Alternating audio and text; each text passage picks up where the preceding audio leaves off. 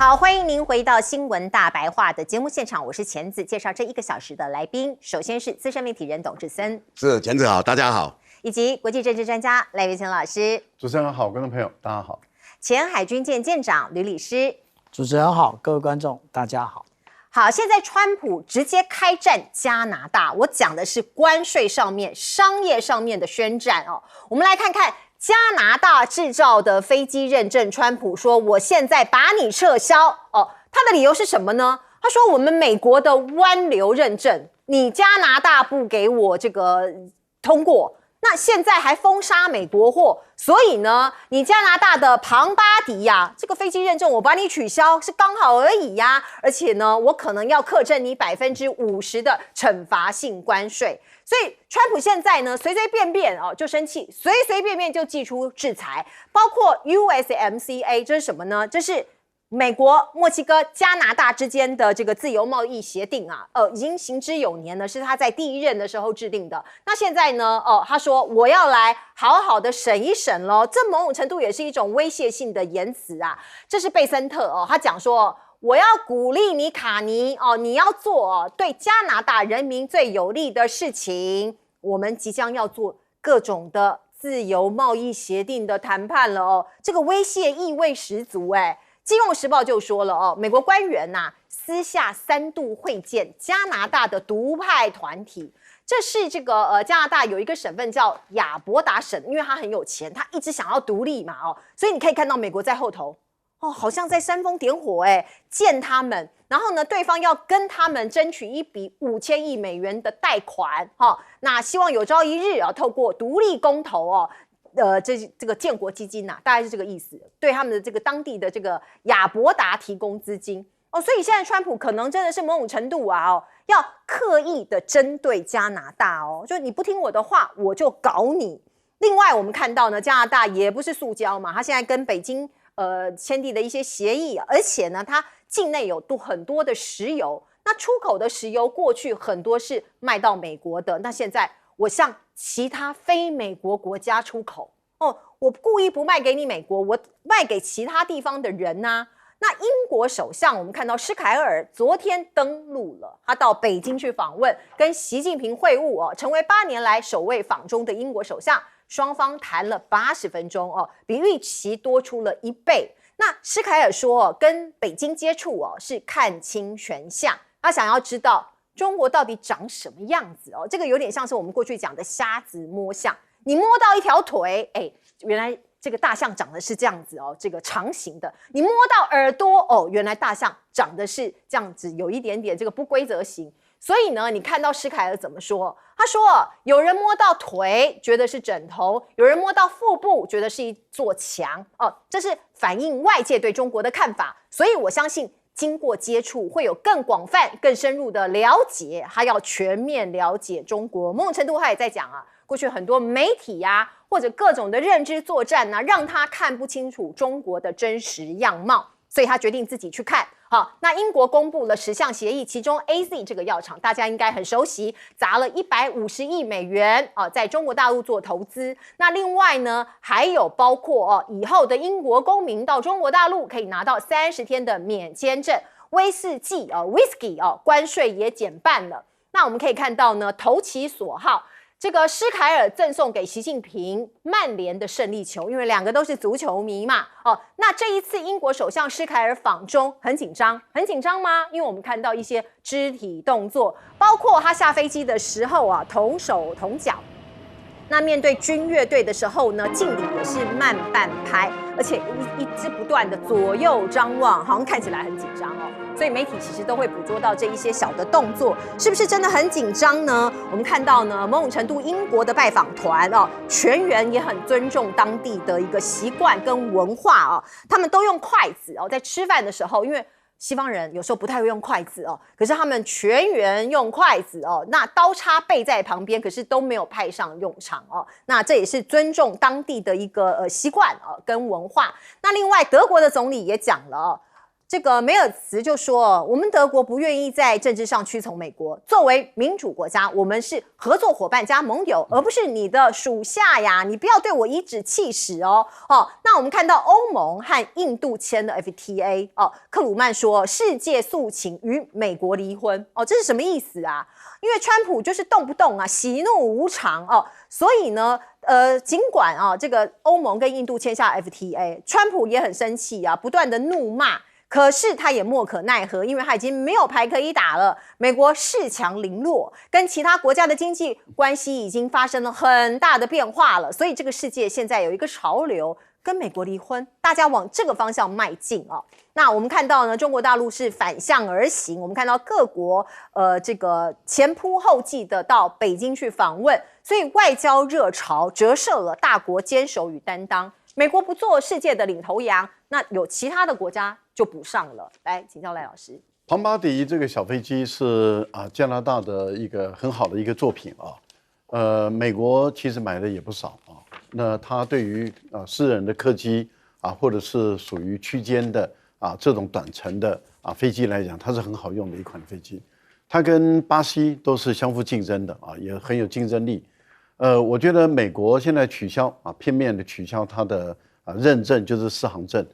当然它新造的飞机可能就卖不进美国了，但是不代表它就不能够到其他的国家去，因为一般来讲已经得到认证的这个飞机，目前来讲全世界就有2个大国有这个认证的能力第一个就是美国，第二个就是欧盟，所以欧盟的认证也很重要。那其他的像没有这2个国家的认证，不代表他们的国家的生产的飞机就不能飞。但是一般来讲大部分的国家都在思考飞机的安全性的时候，会比较参考美国跟欧盟的认证。那我们都知道庞巴迪他已经获得美国的认证，获得欧盟的认证，所以基本上这款飞机是安全没有问题的。那川普把它片面的取消，不影响它卖到欧洲、卖到亚洲、卖到其他的国家。只是说我觉得川普的这样的一个做法，会让很多的人觉得不以为然。也就是说，科学的东西，一个安全的飞机，你就找了一个理由，就把它把它的认证拿掉，那它的安全性根本没有问题，你就直接把它取消。这个很多人是不以为然。不过我觉得加拿大也不是没有手段来反制。例如说，加拿大对于我们现在目前所知道的，就是 F-35，本来美国要卖给加拿大88架，那加拿大现在看起来只下订单10几架。美国这个驻加拿大的大使气急败坏的威胁加拿大说：“你必须要马上给我买。”那看起来加拿大也可以减少买 F-35的方式，或者是减少买波音的这个方式，改采买这个空巴，或者是它也可以跟中国大陆合作。对于中国大陆所生产的例如说 C919 或者是小型的客机可以产生彼此之间的适航证的认证，那这样的话也可以抵消美国的这个压力。也就是说，它甚至也可以把这种小飞机卖到中国大陆去，中国大陆也可以把它的 C919 卖到加拿大，也就是加拿大并不是没有空间，它也可以跟它反制我觉得这个是要看加拿大怎么做。另外，您提到的有关于亚伯这个亚伯达省亚伯达省如果真的搞出独立来，对他这个省不是好事。为什么？因为他这个省是内陆省它两边跟北边都是被加拿大的其他的省包住，那它南边就是美国的一个州。好，那你想，如果一旦它独立以后，它要到其他的地方去的话，它就要经过加拿大的领空跟领土。它就显得很不方便了，因为它要加拿大同意或者不同意，那这个对于它的交通运输就会有问题。第二个，它没有出海口，没有出海口，它本身所产的石油、天然气，因为这个省它有5大经济的支柱，第一个就是石油、天然气，第二个就是它的森林，还有一些矿产，还有一些牛肉等，这些都是它本身的这个重要的经济支柱。那这些经济支柱，它本身的体积体量都比它大。你想，如果说它今天没有好的这个港口，或者是这个铁路、公路的运输，它不可能透过空运，连空运都要经过加拿大政府的同意。所以我个人觉得，这个省去推独立，基本上是不智之举。英国的首相到中国大陆来访问，其实这是一个有指标性的意义。为什么？因为它是五眼联盟中除了美国以外第二的强国。那他过去都是完全追随美国，美国跟中国好，他就跟中国好；美国跟中国翻脸，他就跟中国翻脸。这是加拿大过去以来他长期的外交政策跟外交路线。但是在现在很明显的，他把这个外交路线跟政策把它翻转了。我觉得这个影响是很大，对于美国还有对于欧洲的很多国家，特别是对五眼联盟来说，它会起很大的一个作用。来，董哥。其实大家可以看到因为川普的态度，让很多国家他们纷纷跟中国大陆打交道。那为什么他这一次对卡尼加拿大这位总理这么不爽呢？卡尼是当过加拿大的中央银行总裁，也当过英国的中央银行总裁，他是一个财经的专家。那这次他因为态度很强硬，在加拿大里面获得非常大的好评他的前任就杜鲁多。杜鲁多在川普第一任的时候完全听川普的话，可是川普很讨厌他那川普叫他说：“我现在要对付中国大陆的华为，华为的女儿要过境你们加拿大，把他抓起来。”他就真的去抓人了。这个就是孟晚舟事件，把人家把他扣在加拿大3年。那这个其实是完全没有人权，而且加拿大让人家鄙视。原来他就是一个这么糟糕、没有人权的国家，然后当美国的走狗。可是你当走狗有什么好处呢？没有，什么都没有好处。美国在南海这里一直演习，加拿大就陪着开军舰你看，从北美洲那么大老远跑到中国的南海去示威，你就挑衅别人嘛。然后我们再看在整个欧洲说要抵制中国的电动车的时候加拿大提高关税，中国电动车来就100%。哇，那中国大陆会没有动作吗？你们的菜籽油要卖我们这里耶，结果跟他课了高关税甚至检验很严格，几乎不让他进来，所以他们现在就慌了，因为跟美国没好处。结果现在中国大陆会报复你所以我们今天看到情况川普第2任上任以后，川普开始讲了，加拿大应该成为我们一个州结果我们看到了布鲁多就干不下去了他现在就干不下去了，只好就是让卡尼上任了。卡尼为什么这一次让川普觉得跳脚了大家记得吧？1月20号达沃斯这个论坛，川普自得意满那大家可以看到了，结果当卡尼出来讲话的时候，全体大家鼓掌起立他讲说，他没有点名美国，也没点名川普，但他讲说有些国家就是把我们整个世界上的秩序都把它搞坏了。那我们呢，大家应该团结联合起来这个起来的话，为什么呢？因为我们应该让自己就是成为自己价值，还有我们做自己基本的一个人格的一个现实主义哇，全场大家都知道你在骂川普那这个就让那时候川普已经离开现场但透过那个影片看了就非常愤怒那我们也知道，其实川普旁边都是马屁精刚好贝森特接受人家访问，他说我那天就在川普办公室听到川普跟卡尼的通话，卡尼态度很谦卑说好像他在那边讲错了，要跟川普道歉。结果有记者又去堵卡尼，卡尼说哪有，是川普打电话给我，不是我打给他不要再鬼扯了态度反而又更强硬。所以这回川普就觉得窝囊了。我讲这个我就告诉各位朋友全世界他的情况是不一样。那你今天看到了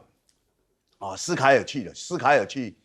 大家尊重中国人都用筷子，其实他在那边也觉得非常开心，为很多学生跑来跟他合照，很笑眯眯，那种不是装出来的大家看这你就会感动嘛。你看法国的马克龙去成都那边去办跑，哇，受到学生的欢迎。你看他说我不是来推销我们的高级品精品，不是的，我来推销我们很多美好的事物。哇，大家就觉得这个人领袖是不一样的。现在的中国大陆跟过去不一样那我们因为过去西方高度的筹划，那台湾呢？台湾是一个非常台独的地方，他一直用这种东西去筹装。过去他的那些伙伴，现在慢慢的都过去有。我告诉你最近有多少人去芬兰的总理鄂尔波，李在明也去了韩国，对不对？还有爱尔兰的总理马丁，我讲的是这个月哦。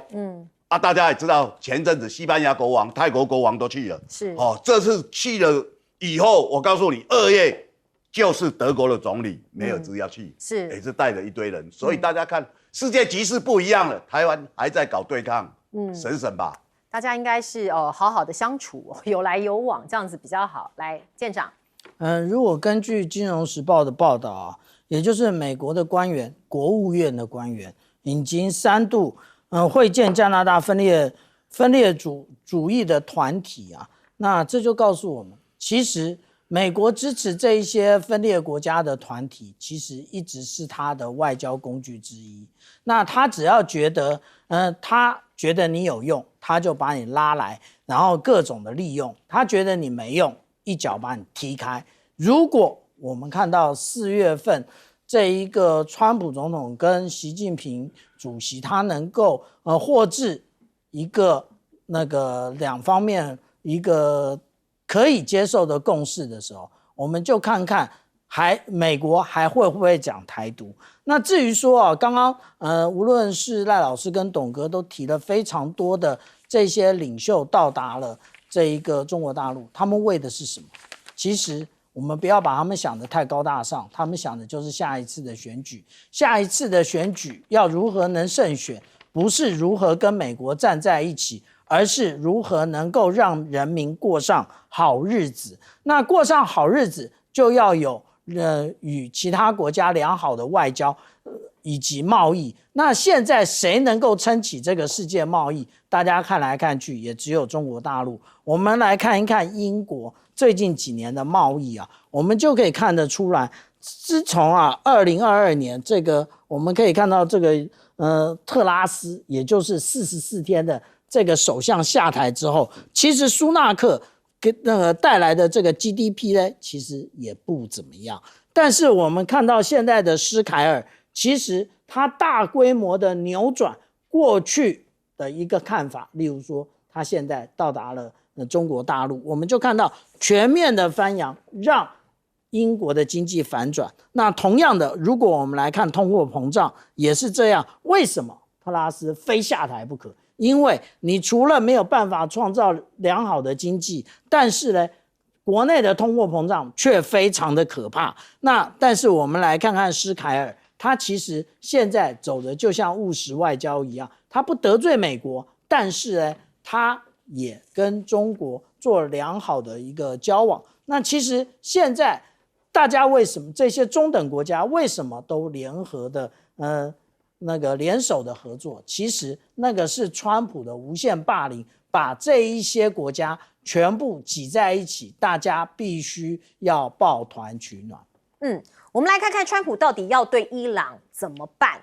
我们看到很多的军舰现在都集结在中东的海域，包括最新的驱逐舰也来了，所以现在算一算，至少有10艘的战舰在中东，美军的部署是这样。可是，在同一时间，我们看到战事一触即发，川普却松口说，我可以来跟伊朗好好的谈一谈。所以到底是怎么回事？他是要打还是要谈呢？美国的战争部部长赫格塞斯是这样讲，他说我们已经 ready 了，我们准备好了，就等川普下令啊。所有的美军都已经集结在这里了。可是在这个时间点，经济学人就讲了，他说可能其中有鬼有诈，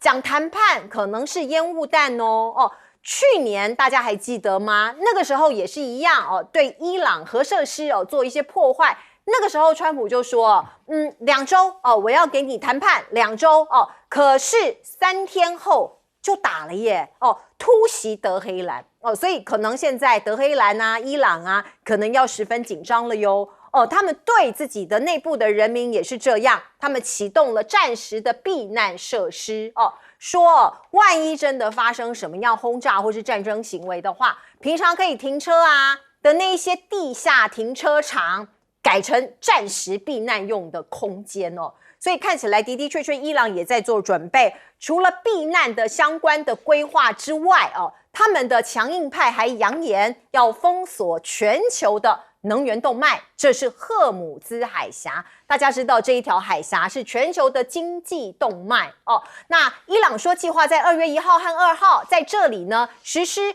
海上的射击军演。这个地方如果把它切断的话，如果伊朗真的这么做的话，会让全球的能源命脉整个被阻断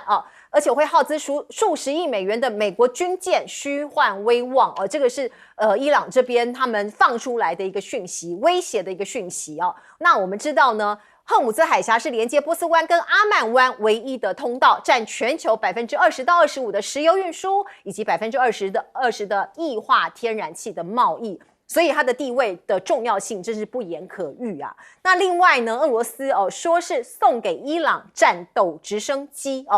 是不是真的要打仗了？我们现在其实都还不知道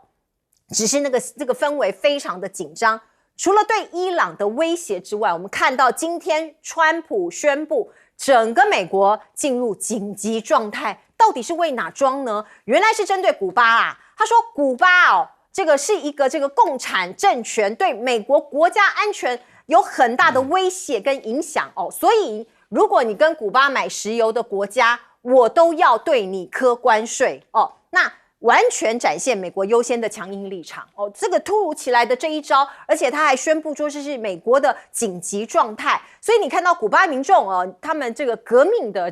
国家、革命的国度这些民众上街头抗议呀这个叫做传统的火炬游行，反对美国帝国，反对美国施压民众走上街头，100年反帝国主义火炬游行活动，纪念古巴的民族英雄何塞·马蒂的诞辰173周年，还有革命领袖卡斯特罗的诞辰100周年。你看到这些民众非常的生气，有些人还烧美国国旗因为其实长期以来他们遭到美国的霸凌他们说已经受够了。那另外呢，我们看到这个卢比欧他有讲一番话，他在为掳走这个马杜罗做一些辩解。他说其实不是我们要这样做的是中国大陆逼我们的，因为中国在委内瑞拉的石油占了很大的便宜获取而且扩大中国在西半球的影响力，所以我们要阻止这件事情发生。那另外这个川普他的健康状况很多人也担心，因为最近呢他有时候讲话比较慢，然后出现了一些征兆，有人认为他可能出现了阿兹海默的相关症状，包括打瞌睡、说话突然中断、记不清楚人名所以是不是有可能而且他攻击性增强，肆无忌惮的骂人所以也有人担心他是不是阿兹海默。来请教赖老师。我先回答这个卢比奥的这个说法他实在是讲话很没有道理如果不是美国如果不是川普的第一任一直到现在，他对于委内瑞拉实施封锁、实施制裁，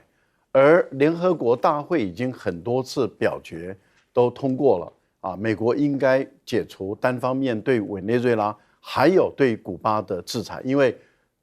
联合国绝大部分的会员国都认为美国这样子是霸凌委内瑞拉、霸凌古巴是不对的，站不住脚的。然后安理会也不同意美国这样做，联合国大会也不同意美国这样做，但是美国就凭借着自己的武力跟在这个地区的霸权，也就是加勒比海都是美国的势力范围，所以他就肆意的就对委内瑞拉实施这个经济制裁，实施封锁。如果你美国没有这样封锁委内瑞拉，封锁这个经济制裁委内瑞拉，委内瑞拉的石油当然就会进入国际的油价的市场嘛。一旦进入国际油价的市场，就是等于是市场机制来决定它的油价。可是因为你的制裁，所以委内瑞拉它必须想方设法，用尽各种办法把它的油送出去。那它的油送出去，因此政治风险这么的高的情形下，对于委内瑞拉来讲，很多国家不敢收，只有中国大陆敢收。那你要不要打折？当然要打折嘛。所以中国大陆买到的委内瑞拉的油，当然就比其他国家买到委内瑞拉油，或者是大陆到中东，或是跟美国，或是跟其他国家买的油便宜很多。所以真正的始作俑者就是你美国搞出来的嘛。而且你还不理会安理会的决议，你也不理会这个联合国大会的决议，没事安理会讨论你就投否决票。我觉得是你自己搞出来的，怎么卢比奥你不讲是非，不讲道理，到这个地步？我觉得美国的官员如果一而再再而三在国际间，在自己的国内国会这样子不讲道理、不讲是非，我觉得他们真的会被人类唾弃，会被全世界的人类会唾弃，认为这些人都不够格。而如果要是有野心，想要当美国总统的，你想想看，美国这个国家要堕落到什么程度？也就是培养一堆满口这个胡说八道，然后讲的话站不住脚的人的这些政客，却要成为美国的未来总统的接班人，这个简直都让我们觉得匪夷所思。好，另外我们要问的是，川普，你要打伊朗，你的到底的目的是什么？你真正的目的是什么？你是要抢伊朗的石油，就像你抢委内瑞拉一样，还是你真的是想把伊朗的核设施把它摧毁掉？问题是在于伊朗的核设施已经被你摧毁一轮了。你现在要摧毁第二轮，你是不是等于是向全世界证明，你第一轮的时候你并没有成功？可是川普当时他自称他是100%的成功，而当时美国很多的高阶将领、很多的军事分析家都说你没有成功，而川普说你们胡说八道，我就是100%的成功。那你为什么现在要大军出动，连航母都拉过去了，还有10艘战舰？10艘战舰的意思，也就是说有几千枚的导弹都瞄准在这个伊朗的这个领土上。那你的等于是你告诉大家说，你前段时间去年的6月，你跟以色列对伊朗核设施的打击根本就是失败，所以你现在要再补，是不是这意思？还有问题就在于，这次伊朗会是去年6月的伊朗吗？还有伊朗会是委内瑞拉吗？也就是说，你美国的军舰、你美国的航母、你美国的战机，真的可以全身而退吗？如果你没办法全身而退，你有战机掉海了，然后你有战舰被打到了，你美国的本身国内会产生多大的影响力、多大的反作用力？所以我个人是觉得，你看，才传出说要打而已哦。目前来讲，摆出来的阵势是要打，美国的股市就跌了。然后台湾的股票也就跟着跌了，然后油价就开始飙了，现在已经涨到70块了。那也就是说，很快的你就看到全世界的经济都受你还没有打就已经开始产生影响。一旦你开始打了，而打得不顺利的话，那你美国可能你川普，我看你后面的期中选举可能就很难过了。川普，你要三思啊。来，董哥。大家看到川普他现在是设立内人，他当然就是说我要对付谁就对付谁。那当然，伊朗大家记得那时候川普用U-0B2的飞机，然后从美国开过去，载了专滴弹，大家记得吧？去打伊朗的核设施。那时候全世界都很震惊啊。川普对外讲都被我们通通摧毁，大部分都摧毁了。结果后来呢，发现其实是没有摧毁，刚如同赖老师所讲的。那他们对伊朗始终不满，不满在哪里？其实大家都很清楚嘛，在中东这个地方，伊朗是很有代表性的国家。那川普先指使以色列去对他进行了攻击。那当然大家可以看到了这些一直来的一些战斗，对美国的威信其实是很大的影响。我们知道这些年来，美国在中东花了非常多的力量，结果都是铩羽而归啊。在拜登任内，从阿富汗撤退，那时候更是让大家笑破大牙。美国人那些军队要撤，还去拜托神学士，不要趁我们在上飞机要离开你们的时候打我们。大家看到就是这副模样。但是这回川普，把这些东西都拿足了。其实经济学人讲得好，现在全世界大家也在问会不会打起来？打起来会怎么样？打起来油价全世界受影响，对不对？那打起来的话，对美国自己内部好不好？不好大家也很清楚。所以这些东西，川普为什么要喊这个？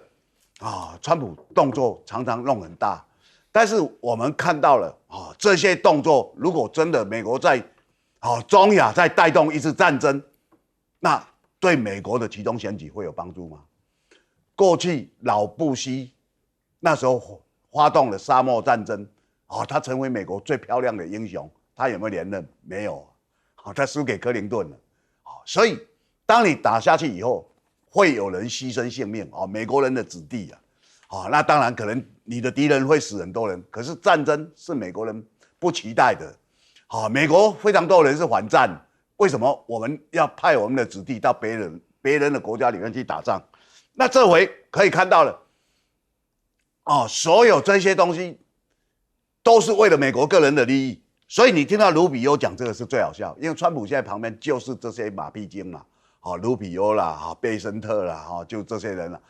那这些人每个人好像都在帮川普，讲话就越来越像川普，包括台湾那个叫古立言的，这讲话也越来越像川普。那他们讲这个干嘛？他们认为说你们在委内瑞拉，中国大陆你是获得好处的，这是最新的讲法。那大家记得过去美国在联合国骗了所有的人啊，他骗说伊朗有核设施，所以我们全世界要来制裁他。2010年就制裁就够了可是这制裁只能制裁10年了。2020年联合国那时候川普当美国总统了，我们要继续制裁，结果通不过到目前为止，制裁伊朗不是联合国的决议，只是美国一直希望这样。那美国在联合国大家也知道形象也不好然后自以为老大。现在川普又自己要弄一个和平委员会要700国人24人呐说我们的这个是要这个和平委员会是为了那个加沙走廊的，不是他搞一个比联合国更有能耐的一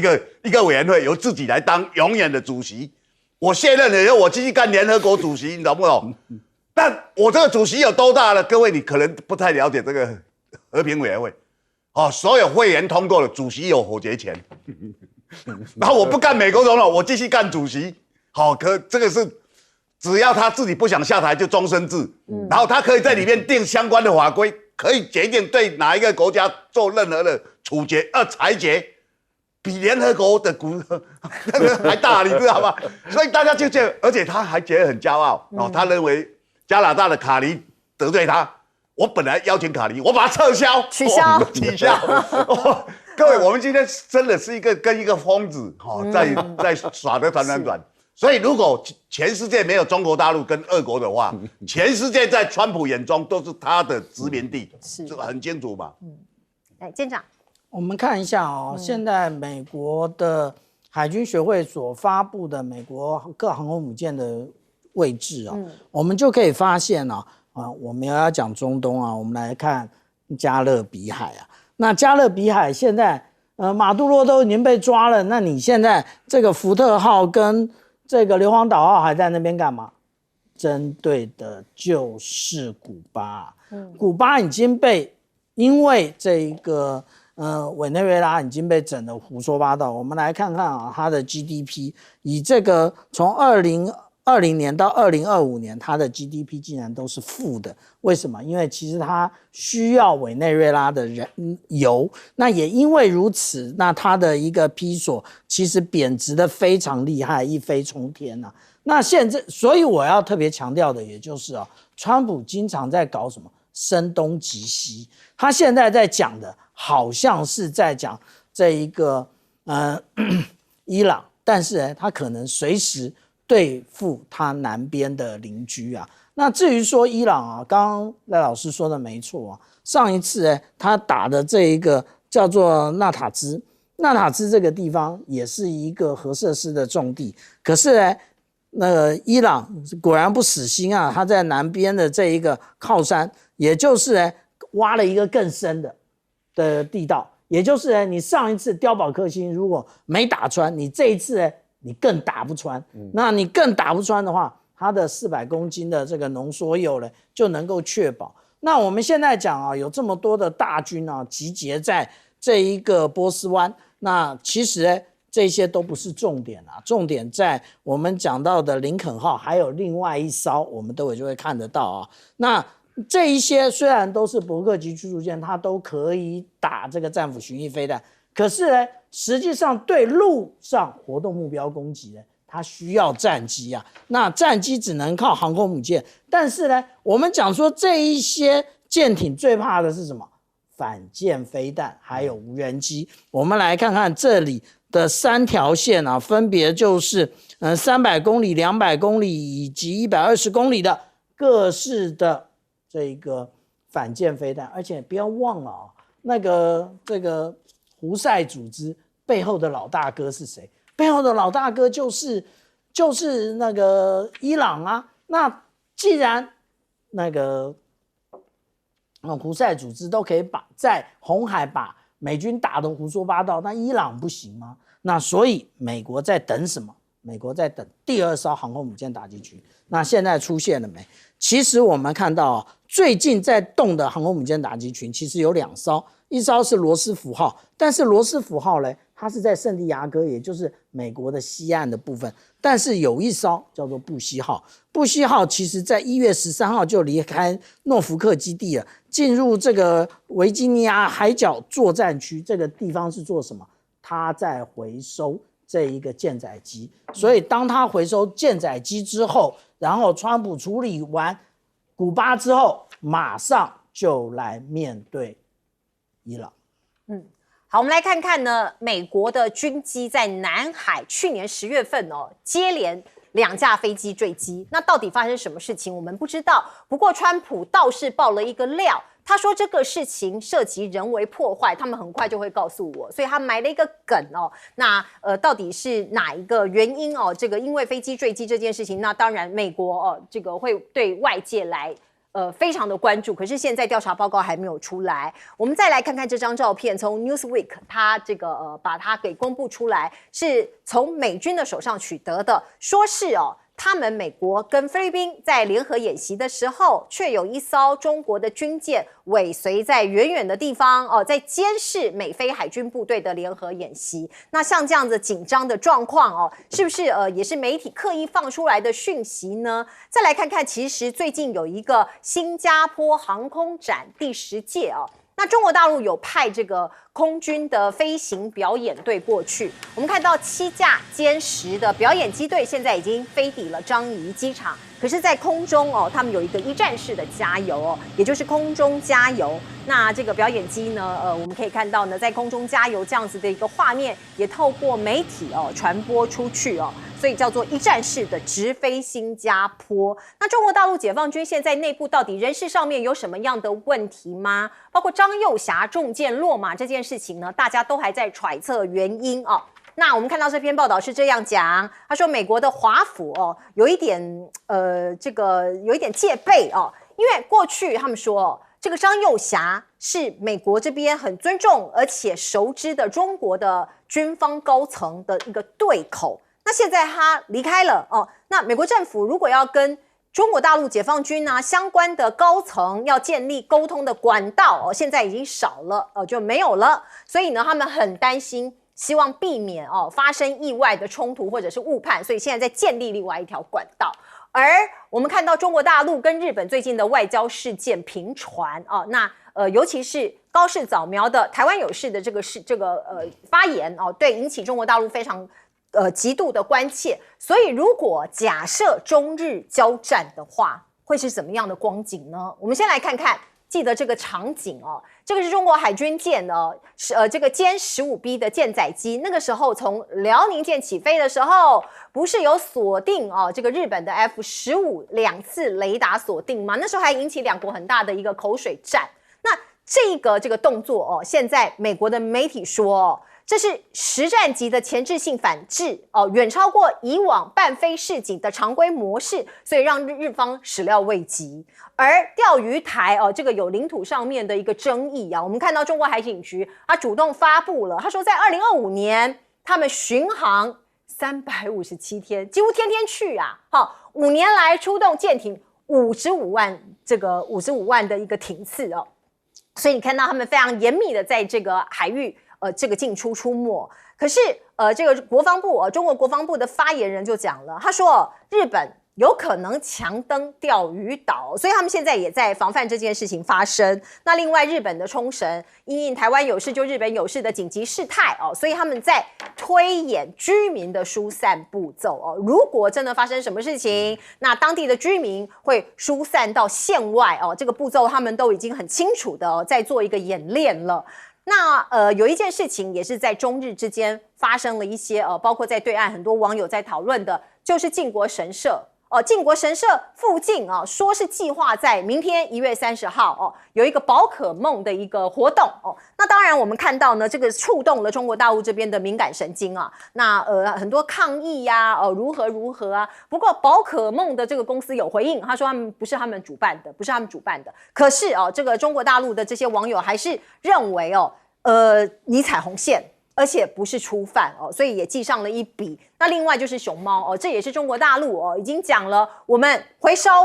那把这个熊猫回收欢迎你日本人到中国大陆来看。我们大家知道这个大熊猫在这个上野动物园非常受到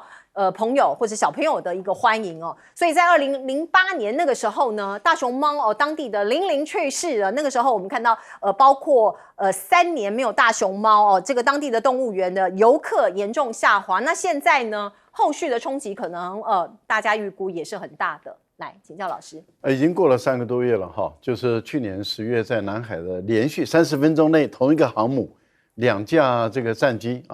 坠海，一个是 F-18战机。一个是 MH-60的直升机同时坠海，这个是很罕见的，在军方发生还好飞行员都救回来了，但是这个事情调查了3个月，到目前为止还没有查出结果来。可是已经开始指向于很有可能是人为故意的。如果是人为故意的，那很有可能又演变成为一个什么呢？也就是说，舰上的管理出了问题了。那为什么会出了问题？美国的军方在这段时间内都是过度的使用军力。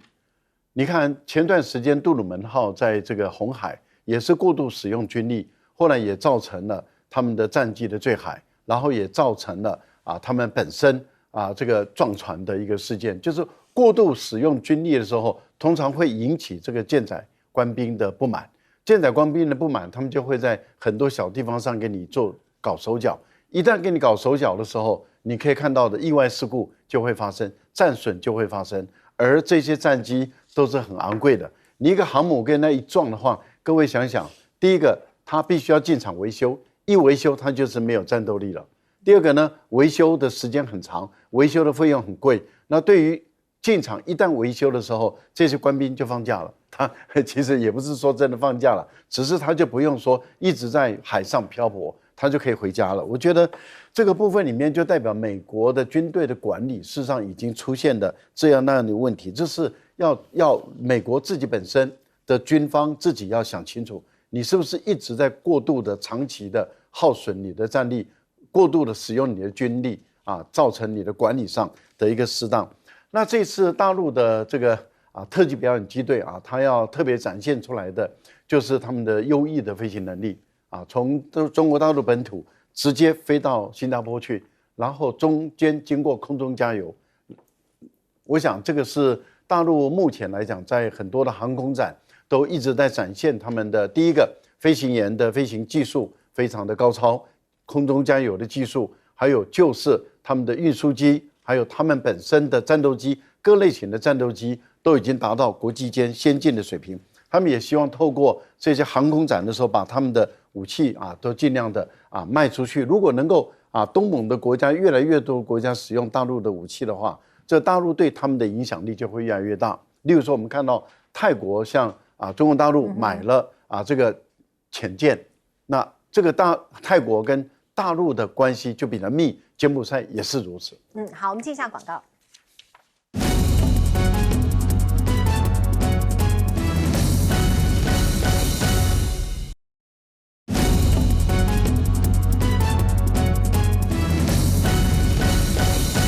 好，我们来请教董哥，怎么看美国坠机的事件？其实大家都非常清楚美国它的大黄蜂去年就掉2架那是一个军方常常用来炫耀的品牌那其实最主要是人为是美国几乎他是这样认为，就是人为川普也都在讲，但是人为到底是怎么样的被破坏，自己人自己搞自己，那这个当然就是涉及了整个士官兵的士气，它情况跟台湾有点像。你的士官兵的士气，大家你看，川普一上任把国防部改成战争部，表示我要到各地去打仗，我就是专门这个部是专门用来打仗，那不是嘛？但是他这样搞的话，很多阿兵哥就超死了，然后他去营内去霸凌那些高级将领，上将好几个被他逼走，他当场羞辱你啊，你做得下去吗？做不下去啊，因为你没办法带兵嘛，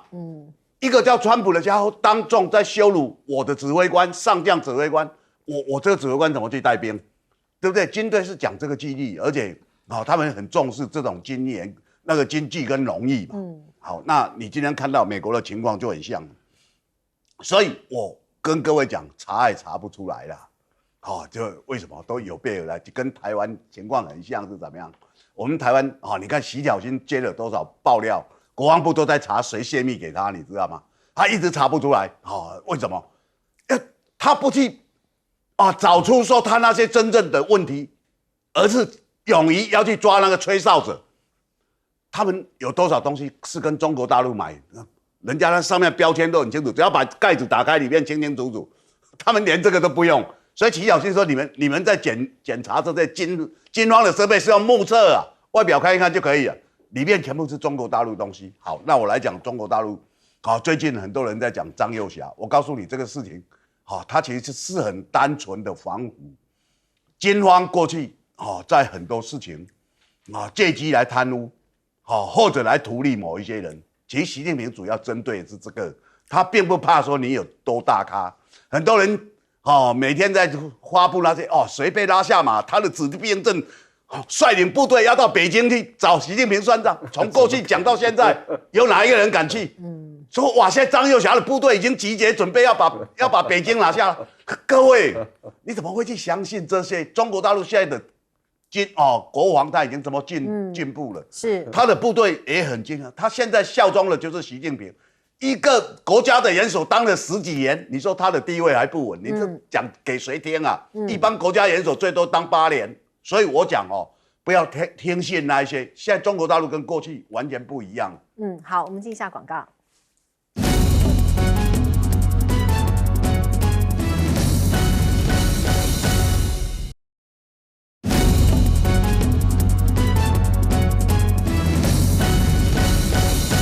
好，美军发布照片说他们在军演，可是有中国军舰远远的在监视他们，这是真的吗？这是真的。那而且呢，有图有真相啊。那我们看到这张照片呢，那在远远的这是054A 的飞弹护卫舰啊。那其实如果它不放大出来，我们还真的看不出来。那因为这真的很小啊。那这个是我们讲到，这是美国跟菲律宾的海上合作行动。我们现在可以发现啊，美国、菲律宾或者是澳大利亚，他们的海上合作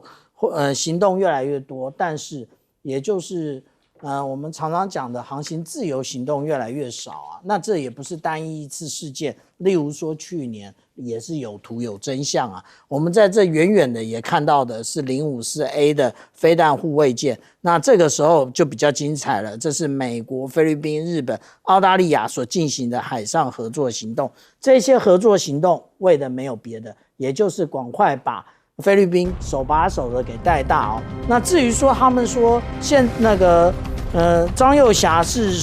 熟识的窗口，你们不要胡说八道。明明呢，2020年10月30号跟2021年的1月8号，那跟那时候的参谋首长联席会议主席对谈的是参谋长李作成。那个时候根本不是张幼霞